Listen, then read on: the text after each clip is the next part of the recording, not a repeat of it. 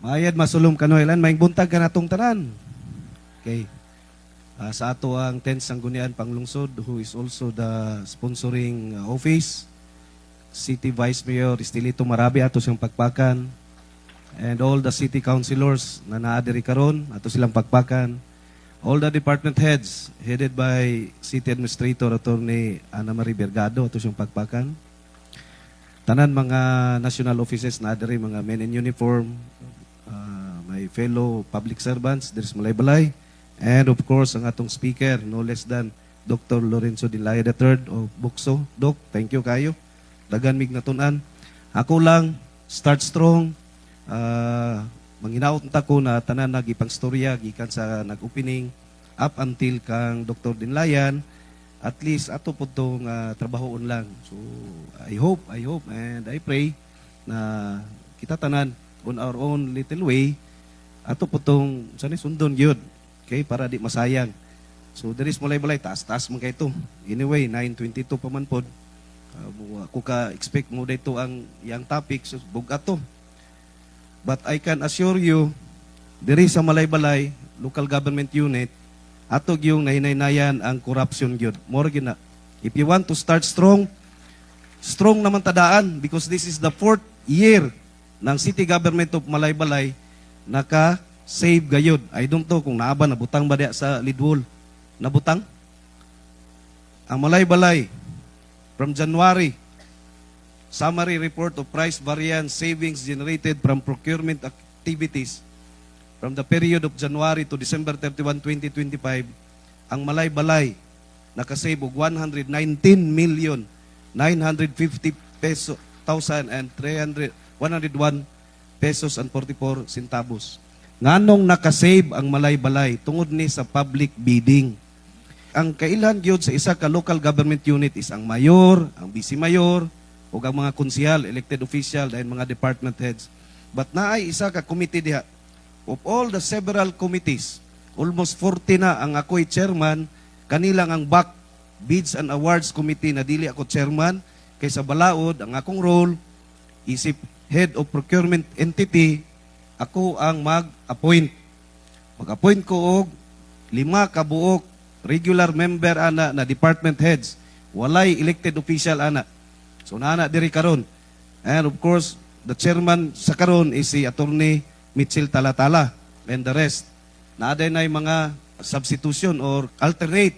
Then napo na back secretariat headed by Attorney Julius Barroso. Then napo na mga technical working group. Kaduha lang gastuhon ang kwarta sa Malay-Balay na legal. Iagi yung nag-bidding.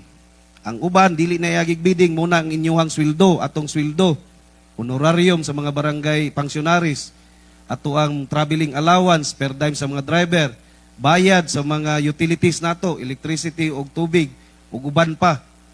Donation nato, ayuda nato sa hospital bill, burial assistance, o medical assistance, educational assistance, di na iagig bidding. Tanan yun, kwarta sa Malay-Balay, di na mo gawas des tresorero, kung dili mo agi ning bidding. Public bidding. Balaod na ni. Igo lang nato gipatuman. So wala special ani karon. Wala special unta ani karon na, uy, nakasave ang Malay-Balay 119 because this is the law. Gipatuman lang sa City Government of Malay-Balay. Gipatuman lang.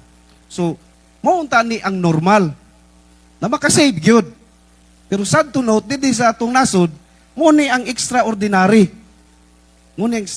So, thank you for reminding us, Dr. Dinlayan, but diri sa Malay-Balay, I can assure you, mata sa mata, na wala yun na diri. Wala yun 10% diri sa Malay-Balay. Munang naani. Yang ano makasave man, Mayor?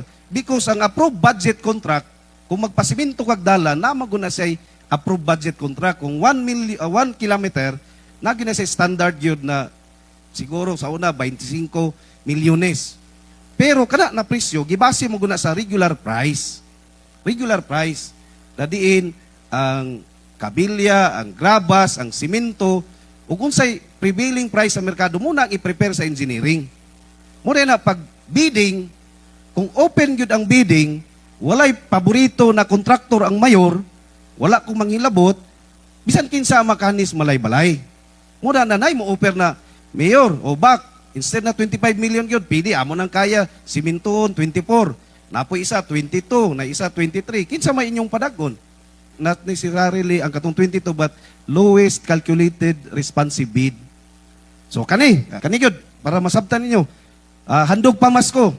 Ang handog pamasko natay gibudget na 28.9 million ana 2025. Gibiding na nato. Dili na ko kailang supplier ana. So kay public bidding man, gi-invite nato tanan. Naay nag-anhi diri na taga Davao, taga Cagayan de Oro, taga Maramag. Kanang Maramag mo nang supplier nato last year, 2024. So kay public bidding man, wala man ko'y kasabot. So nag-offer gid sila. Davao, kami mag-provide anang 35,800 plus ka boxes. So makasave mo, city government, 6.4 million. Okay. Cagayan, kami ana, pero inyong masave 4.4 million lang. Okay gyapon. Maramag, kami gyapon, kay kami man last year, 3.4 ang masave. Sa Balaod, pag abri ana, kay gisulod man og sobre, naman ay adlaw ana na kanong sa abrihan, kanong sa last sila mag-submit, kanong sa abrihan, i-evaluate dayon na sa back dayon, Bids and Awards Committee. Pag abri dito, i-post qualification. I-post kwa ng Davao, pag-abot dito sa Davao, nakita dito na sila transaction sa isa kahinsya dito sa Davao region, nawa nila matuman, almost 68% wa nila gituman, giiksa na to nila sa back. Duot pong dalan diha, layo kayo. So duha na lang. Cagayan de Oro, 4.4 million, Maramag, 3.4 million. So between the two, gipili ang Cagayan de Oro. Nadugay lang ni kay, dugay kay ni na purchase request, dugay na publish sa back, almost December na gitawagan to ang taga Cagayan, mo palit pa biya ka. So kung less 4.4 million sa 28.9, ang ilang mahatag sa kontrata is 35,800 kaboxes. Unsaon nang sobra rin, Mayor? Gi-repurchase. Wa pa gani labot na diri ang savings unta sa 119 kay gigamit mo gina na kwarta. So unsay ni tabo? Gi-repurchase na dungagan og 6,400 ka box. Munang sa malay-balay na instead that 35,800 na dungagag 6,400 ka box. Muna karon sa kadaghanan, wa nagi kay galikramo. That is an example. Modesty aside. Modesty aside. Diha gyud. Ilado kay nato mga elected official pero wa nato na ilan wa nato na ilan na naa ba ni. Kung gusto nato na stamp out gyud ang corruption, di magsugod sa back. Sa una, di makatagaan og bid form. Katulor taga Davao kun ana ko'y napili. Wala na diri ayo back. Kami mag-supply sa inyong handog pamaskobi, mga imig bid form, di man natagaan. Diha magsugod. Kaya ang word magud na corruption, common kay na word po dili nato ma-internalize kay wa ta kasabot sa nitty-gritty diha. Dulaon. Kabalo ang back ani. Karaang member sa back, kabalo kaayo sila ani. Diha na magsugod. Construction, pipila lang ka kontraktor imong ipadaog. Diha magsugod. Ngano man? Way tagaan og bid form. Sa balaod niya, sa procedure niya, nagstorya man si Dr. Dinlayan procedure. Procedure ni sa back. Ang bidding, kung purmero na pag-abri sa bidding, walay nagbid, failure na, first failure. I-schedule lang otro. Ikadua, wala, gyapoy nagbid aning 25 million. Second failure. Pero nga nung wala man, kawa may gitagaan po og form. Nya kung ikaw adto dito sa opisina, di ka tagaan, mulikramo pa ka sa media. Hasul-hasul lang, hurot imong oras. Diha na nagsugod. Kaya kung ang mayor mamili siya kontraktor na kanay padagon, dulaon na sa mga back member. Saan man? Way tagaan. So to failure bidding. Unsay sunod na procedure? I-request for quotation. Mura nag-canvas. So maila na nimo kinsa imong tagaan. Kanina contractor number 1, kanina contractor number 2, kanina contractor number 3. Magpili na rin sila. No wonder, ang 25 million na amount, may nusa na nag-5, may nusa na nag-10, may nusa na nag-15. Pinakabarato, minus 15, katoy mong padagon. Nakuha ninyo? Nakuha ninyo? Diha na magsugod. Diha na magsugod. So, ako, makapasalig yun ko sa imuha, Dok Dinlayan, na dress balay-balay, giundang tagyod na. Kaya kung wala na giundang, magtama kasip aning 119. Ang kanina kwarta, mubalik rin sa malay-balay. Sa infrastructure, 70 million biya na. So sa succeeding months karon, kung ma-cleared yun ni sa budget, ma-cleared ni sa accounting, himuon na po nila itong source of fund. Kanina pa ingon, awat ta kay balo. So mauna dia, Dr. Dinlayan, salamat kay simong reminder. This malay-balay. Ug katong isa na yun sa ISO, we are trying our best through the Office of City Administrator at Unibergado na mahinaynayan. Then katong guaranteed letter, insakto gyud to. Libog pamanggod ang atuang healthcare services sa Pilipinas. Supposedly, nanay balaod na universal healthcare. Simple lang kay hinumdumon. Republic Act 11223. 11223. Universal Healthcare atong 2019 giaprubahan. Simple lang. Kita tanan Pilipino insured sa PhilHealth. Period. Mora. Pero dili na mao ang reality. Ma-hospital mo, kung unsa ni na klase na sakit, 20 to 30% ra gyud na ang cover sa PhilHealth. Di ba? Insured ka? Bayaran unta ka? Pero 20 ra gyud na to 30%. Mao na ang reality. Isa lang ang kasakit diri sa Pilipinas na 100%. Dialysis. 100% wa kay bayaran. Katulo ka semana, katulo sa isa ka semana, katulo.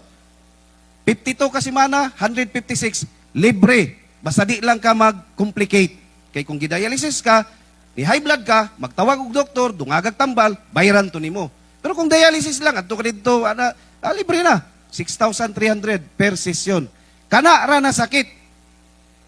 Na nalibog na dayon kay sa annual budget sa dito sa nasyonal, may gitawag maip-ip, then sa province o sa city pod, kita diri sa city government, I think, if I'm not mistaken, nata sa mo range sa mga 30 to 35 million a year ga ibutang ana.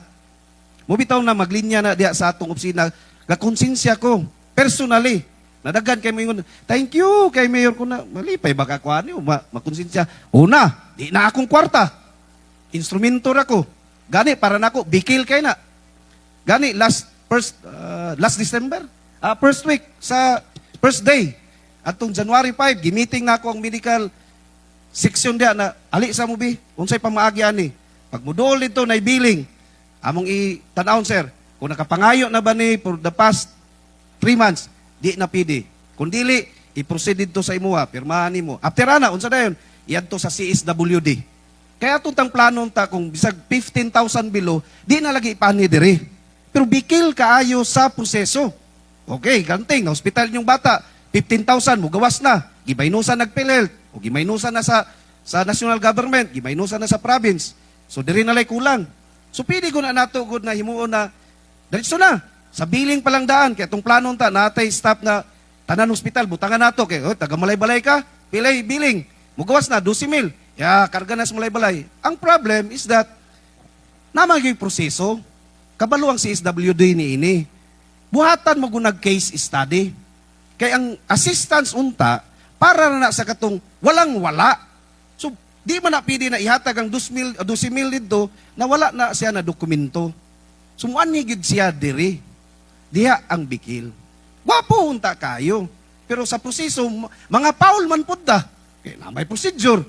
O nabig ISO pag yun ang procedure.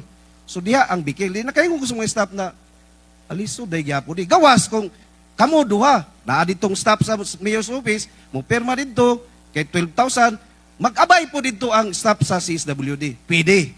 Muna ang akong tanang istoryahon, mag-meeting ko kang Ma'am Urbina, kana na pamaagi, pero naunhan man ko ni mo, Dok. So kana siguro. Kay maluoy ko na maglingko diha sa opisina. Mo gani na pag naako diha, bulk of my work is unahon gyud sila. Basta medical lang, kamoy una. Kamoy una gyud entertain. Luoy kayo, buntag pa maghulat, taman hapon. Dadi ba sad pidi nagikas alas 8 pa ingon sa alas 5 diha ako maglingkura. Imagine na 40 ka board sa Sinro lang daan, tulo ka buk, Solid Waste Management Board, napay Watershed Council, napay unsa na? Solid Clean and Green. Ako na trabaho. Gani, karong ugma na ay local school board, napay local school board. So, dili pidi. So, thank you for reminding us na katong guaranteed letter, kung may mumwala na untana, dito man na nagsugod si Babaw. May pip, senador. Kinanglan mo, agi pa ka sa iya dito. So, diha na ang bikil. Niya, na-approve ng annual budget sa Tibok Nasod, sa atuwa, wa man mo nagkuti-kuti. Wa man mo nagkuti-kuti na ang maip, from 25 billion, nahimong 54 billion. Munang lisod. Komplikado kayo ang democratic na nasod. But muna ni ang pinakaayahay. Kaysa dito kas nasod, namanduan ka. Diri sa ato, bisan asa yun ka. Unsay gusto nimo na kulor sa motor, blue ba, pula, yellow, way magbuot. Unsay na trabaho imong gusto, pili ka. Diri ka sa north sa bukid mo Puyo o sa south, way magbuot sa ubang nasod. Isa ka pamilya. Balhin mo ditong bukira kay magtanom mo dito og kape. Ana ila dito.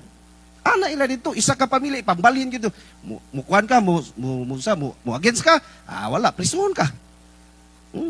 So at least, diri sa itong nasod, gawas nun kay ta. Pili ta mo appeals convocation o dili, wala man, may panis. Kinsa ba'y napanisan diri sa city government kay, ni appeal sa Monday convocation. Na ba? Nadyaw-jawan siguro, nayaw-yawan lang siguro, kay nalabyan ako na, naka-t-shirt naman eh. Wa mi kabalo na mayor, yun mi kabalo. Ningutan ako kang administrator, wala sila kabalo sila. Naamo guna mayor sa ilang kanang orientation. O lagi, Pilipino man. So I hope, kana lang. Una pa to isa. Mindikan. Na di sa Malay-Balay dok. Gani, radyo gaya na, gipatuman na ang Malay-Balay, gipatuman ang presidential decree na siya. Kalimutan ko si number. Nadili, pidi maghatag. Siguro, pag iso ni kabalong ubanan eh. Di pidi maghatag, di pud pidi manglimos. Kung gusto ka mo hatag yun, ihatag sa insakto na pamaagi. So, mura na, Dok, to answer your query. Okay? So, with that, I hope na kaning Monday convocation, it is a strong start sa city government of Malay-Balay, and it will start from you, as suggested by Dr. Lorenzo Dinlayan. Katong mga litis din, Dok, karon pa ko kabalog yapon, Dok, litis, litos mo guna, dagan litos li. Tanawa gid lagi. Unahon nato ang right pronouncement do sana litis din na litis. Di din na litos pangkwato mga litis dia. Okay? So from the bottom of my heart, thank you Sangguniang Panglungsod, 10 Sanggunian headed by Vice Mayor Marabi. I can attest their integrity and character of the Vice Mayor as well as of the members of the Sangguniang Panglungsod of Malay-Balay, who is always a partner of me, in which I'm proud to say that the annual budget, ang Biblia sa paggastos sa kwartas Malay-Balay karong 2026, aprobado naman gani. Thank you for that. Daghang salamat. Strong start. Daghang salamat. Thank you so much.